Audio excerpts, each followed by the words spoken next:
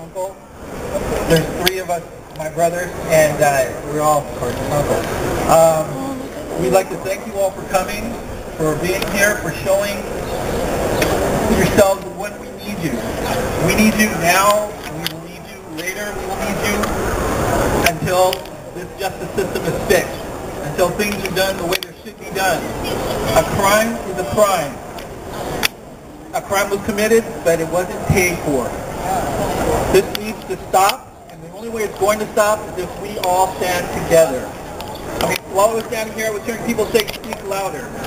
Our voices are whispers in the wind until we all sing together. Until we all stand together asking for the same thing, that's the only way it's going to change. Stand with us, we will stand with you, and we will all make a change.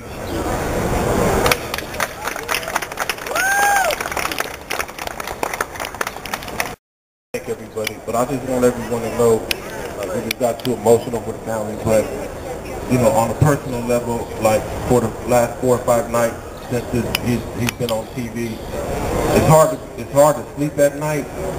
And how do you think we'll feel tomorrow morning, or maybe even tonight with Johannes Messerle's release? He'll be happy, but as a family and friends, we will be grieving forever. You know, it's not fair that this man's coming home and his friends and the family, and we got to go see Oscar Grant at his gravesite.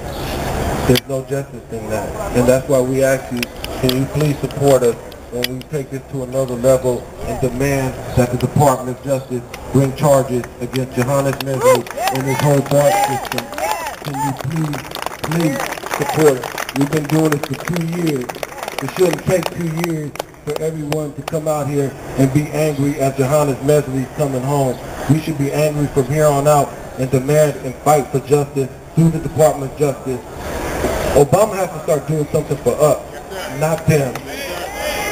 You know, it's a shame when, I just want to say this, it bothers me when Obama gets on television and he says after Osama bin Laden has been killed that America has been served justice. No. But why doesn't he come to our hood where our young men are killed and start asking, when are we going to start getting justice? Why didn't he come to Sean Bell's hood and say they will get justice? Or Gary King or Oscar Grant? Obama has to start being held accountable for what goes on. Oscar was an American, just like he said, America. We are all Americans, but start giving us the same justice that you give the capitalist Americans. Thank you. Don't forget about Kansas Girl. Family and sorry for the translation. As many people know, this situation of police brutality and police out of control is not just here in Oakland. It is happening all over the place, and it's happening really intensely in California. There have been so many murders in California, we've almost lost track. And one of the places that really has been one of the worst, and what people don't even think about, is the Valley. Yep. The Central Valley of California is run by some backward Yahoo racist Klan cops. And you can imagine if we got screwed the way that we did here, being like the movement hub, you can imagine when people's families are killed and when people are beat down and unjustly imprisoned in the Valley. In the Valley, you know, those cops are out to do whatever they want, and it's blue by day, white by night, as we've always said. Our next speaker, and we'd like the family to come up as well, one of those tragic cases was that of James Rivera in Stockton. And his family is going to come up, and please welcome them for coming.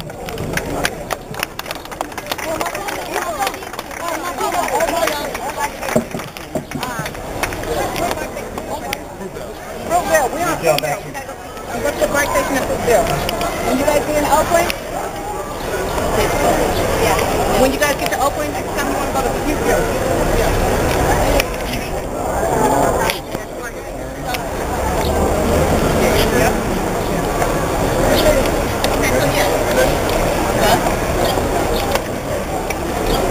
Okay, first and foremost, our hearts and prayers go out to the Oscar Grant family and friends and all other families affected by this tragedy and other tragedies that have changed our lives forever, whether it be directly in our lives or outside of our lives. We are here to speak up for those who can't speak for themselves. We are the voices that need to be heard and must be heard. My name is Kerry Downs Jr. This is my wife, Deon Smith Downs, and family. I am the stepfather of James Earl Rivera Jr., who was shot and killed by Officers Gregory Dunn of the Stockton Police Department, Officer Eric R. Azervan of the Stockton Police Department, and Officer John Nesbitt of the Stockton San Joaquin Sheriff's Department. Our son, our brother, our friend was killed a day before his 17th birthday, a day that has changed our lives forever. Our son was robbed of the right to live, a shooting that has gone unquestioned for nearly a year now. His life was cut short because these three officers made a deadly, wrongful decision to shoot and kill an unarmed child, our son, James Rivera Jr. I see these three officers do not understand the meaning of protect and serve. Because if they did, our son would still be alive today. In our hearts, he will forever remain. Again, I have said, together we stand, divided we fall. We are all Oscar Grant. Thank you.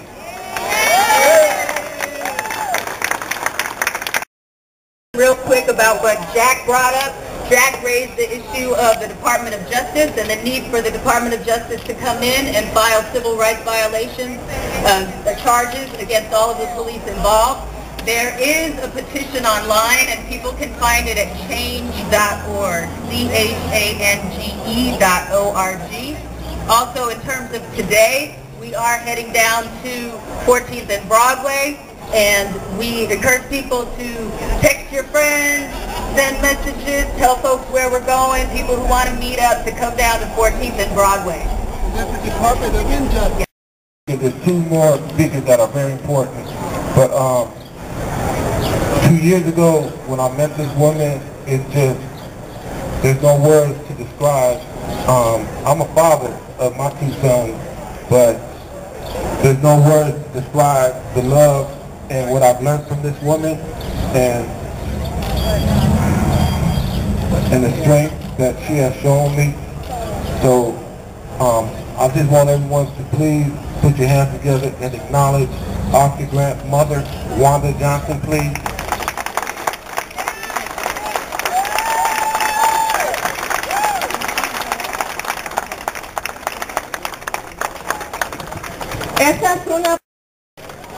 First, I just thank God, and I thank each and every one of you for continuing the fight for justice for my son.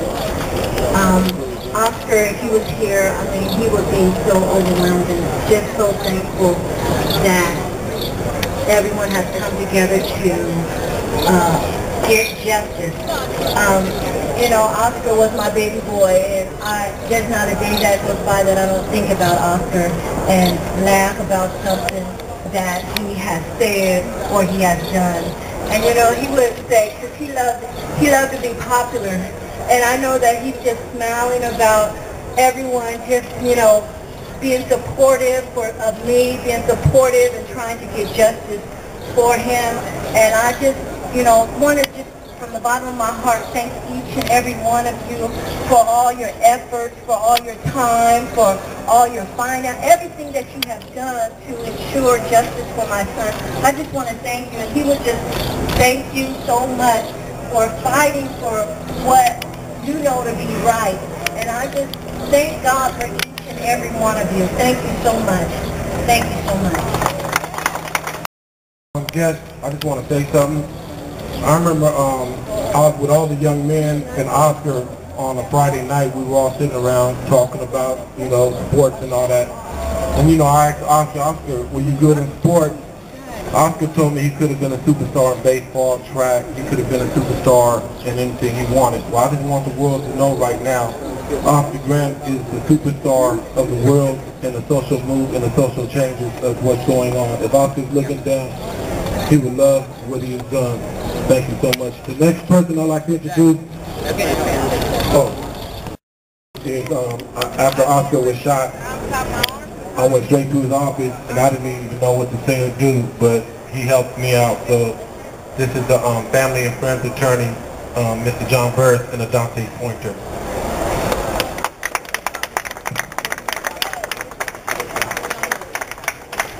First off, let me say thank you to all of you who are continuing the message and establishing a legacy for Oscar Grant. It is extraordinarily important when a case happens of this magnitude that it becomes etched in the memory of all of us, because it is very symbolic of the kind of conduct that has occurred for hundreds of years here in this country, and in particular here in the Bay Area. And so it is important to continue that legacy, continue that message. And even though Oscar is gone and this criminal case is about over, there's still an opportunity for all of us to continue our sense of outrage, our sense of frustration at the system, and to do what we can through public speaking, through organizing, through community involvement, to continue his legacy, but more importantly to involve ourselves in other cases. Since Oscar's death, I've been involved in my office with Adante with at least 10 police shootings, many of them questionable. Some of them are in the valley. We heard the Rivera family speak earlier. I've been involved in that case, but I've been involved in at least 5 shooting cases out there in the valley. So it is true, there's a sense of lawlessness that is existing out there where there's no real sense of accountability, probably not on the same level that we have here, but it's up to all of us to spread that message, to get that message further out from this community, but out into other communities and people in these other places who have not heretofore had a champion or had a spokesperson. They should understand that there are people in this community who understand that issue and are prepared to help them in their efforts to get justice for their loved ones. So I would only say to all of you, stay engaged, stay focused, do what you can to bring these issues to a public way and to discuss them openly and protest in an open way. I feel very strongly in the First Amendment, the right of protest, the right of assembly, all of the things that many of you are doing here today. It is fundamental to our ability to bring about change, because change can only happen if you ask for it. And Frederick Douglass had a very profound statement when he said that power concedes nothing without a demand. It never has, and it never will. And it's up to all of us who are here to demand change and to seek that kind of change by involving ourselves not only with the political leaders, but with the police community and with other people who have the ability to control police misconduct. So again, let me thank all of you for being here. It's been my honor to represent the Johnson family in the course of this extraordinarily significant case, but also to represent all the other people that I represent who have been shot and killed by the police or been brutalized.